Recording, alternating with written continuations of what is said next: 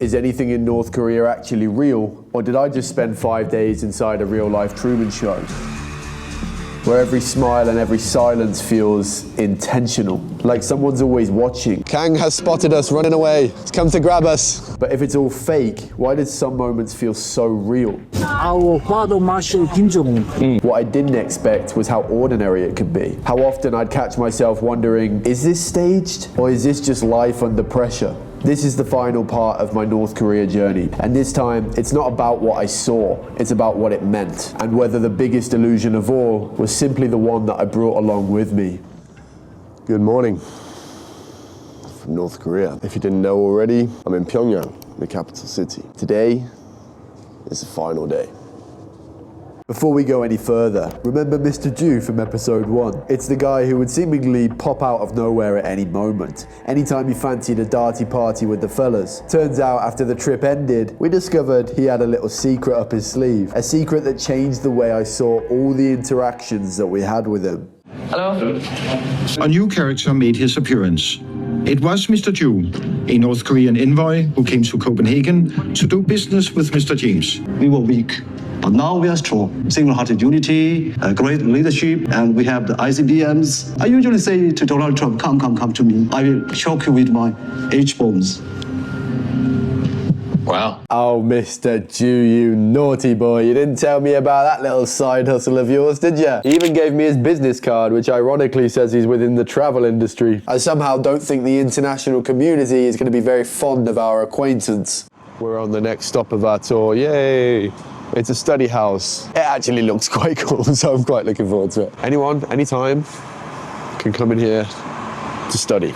This is a place built to showcase knowledge and culture, yet as you'll see, felt eerily hollow. Every place we've been to has had this incredibly grand lobby and entrance. It just seems to be a theme in these communist countries. This is one cold library. Yeah, right. So as you may or may not know, religion is very, very strictly banned here in North Korea. So much so that they check your belongings on the way into the country to make sure you don't have anything containing any religious words. Let's see if we can find a Bible hidden in here somewhere. Wouldn't that be something? Spoiler alert, we didn't find a Bible, but what we did find were these computers that were running Windows XP. MSN. There's no way. Oh, access denied. It didn't take long of us messing around seeing what we could do on there before the guides got a little bit antsy and wanted us to leave. We're getting clapped away. Yeah. It seems our time is up. So then of course we just found another toy to go and play with. Stick your card in there, mate. Rather you than me. It'd be interesting to try it, but I'm worried that it'll swallow my card. We then started to make our way down to the lecture hall, which is when I had a very unexpected reaction from one of the guides. Would you mind telling me what this says? As the political slogan of our country. Yeah, I know these red ones. They're interesting. So, One head and with one body, meaning one idea. One head, one body means people together. Together. Got it. Okay, thank you. The lecture hall contains 800 seats and of course, as does everywhere else, contains portraits of the two late supreme leaders. After offering my undying devotion, it was time to show off my terribly limited piano skills, but not before getting everybody's attention, of course. What? That scared the shit out of me. It's okay. Your foot are strong. It's okay. That was the introduction to my song, actually.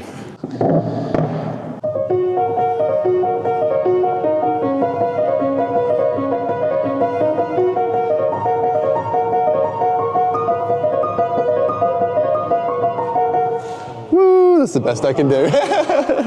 Deafening silence, a few pity laughs, and the crushing realization that clapping myself didn't quite save it. We swiftly moved on to the study rooms, each one more lifeless than the last. Not a single soul in sight. Naturally, after all that intense academic energy, it was time for a truly local experience. North Korean pizza, baby. Got a bit of charring on the side here. Cheese dripping in grease. Lovely stuff. Oh, you know what? That is not bad. Maybe I'll give that a 7.5 out of 10. Now, say I've got my tinfoil hat on, but the pizza was suspiciously good, like someone who clearly knew what real pizza should taste like. But what really caught my eye was on the table. Imported Thai iced coffee, imported American Tabasco sauce. Literally says, made in USA. In a country that prides itself on total self-sufficiency, and you know, isn't exactly on great terms with either of those places, I guess the Jutia philosophy makes an exception when it comes to flavor. I didn't catch this on camera, but in the middle of our meal, a waitress dropped a glass and then bolted out of the room. The shattered glass then sat there until we left. In a place where everything felt staged, this felt rather unscripted. A glitch in the matrix, you might say. But what the hell happened to the waitress? Moments like that stuck with me as we headed to a Taekwondo show, where every kick is of course thoughtfully choreographed. By the way, if you're enjoying the video so far, feel free to click the like button. It helps more than you might think.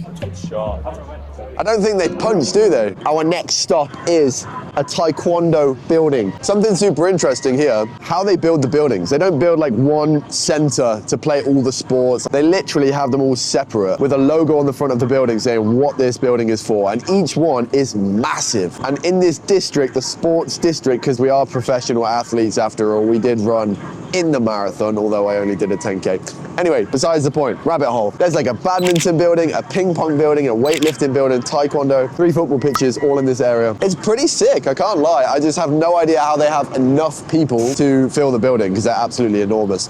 Anyway, let's see what this demonstration has to offer. Is Taekwondo, is it Korean? I don't know.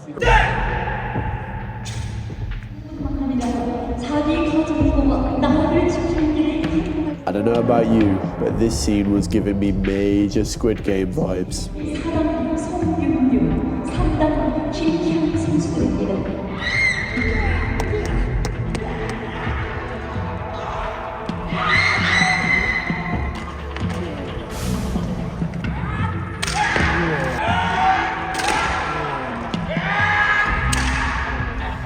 The show was actually very impressive, but in a way it didn't feel like we were there to watch it. It felt like we were the ones being watched. Either way, after the show we were given the chance to inspect the wood and stone ourselves. Fair play to those lads. That's impressive, because that is real shit. There were a lot of egos flying around in this room, leaving me feeling like I had to bring something to the table. I might not be able to fight or punch. Whoa, and I can't juggle either. One more go. First I embarrassed myself on the piano, then I thought juggling rocks might redeem me. Instead I managed to humiliate myself twice in one day. Before I could add a third one, a local man approached us speaking English and said something none of us expected. Have you come to do some shopping? Shopping? You now shopping? More slowly. Our father Marshal Kim Jong-un is the heart, and his leadership is very great. And his idea is my idea, and his soul is my soul. This just blew us away. This came out of absolutely nowhere. And as you can see, our local guide Kang looked a little bit uneasy that we were speaking to somebody in the public. He came over to see what the hell was going on. Where is your favorite place in PPRK? What? Where is your favorite place? Perhaps Yangdok Resort. Resort. By the sea. Yangdok Spa. Yangdok Spa, yes. Yeah. Can I ask you? What do you guys carry in the briefcase? Can I see what you have? Joking? Yeah. Joking. I was joking, actually not. Yeah. Actually, I would love to know what you have. Inside.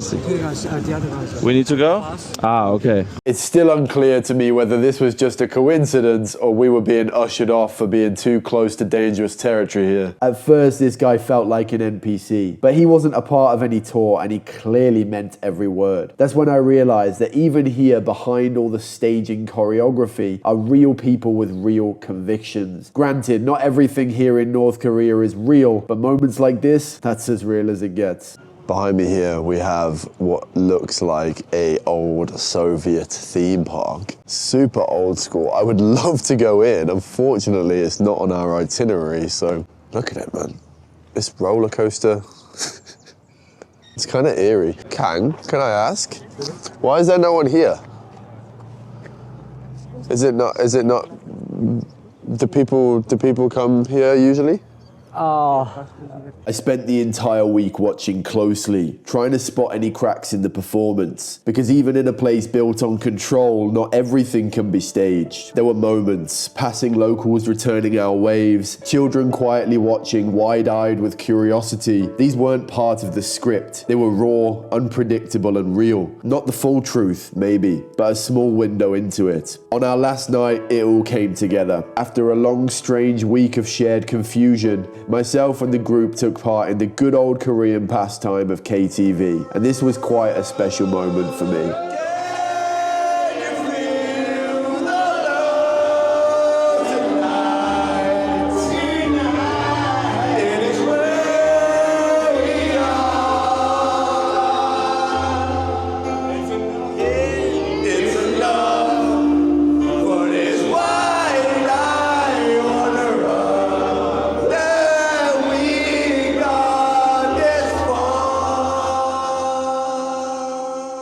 And for a moment, even the guides and the staff joined in. For once, it didn't feel like a chaperone tour. It felt human.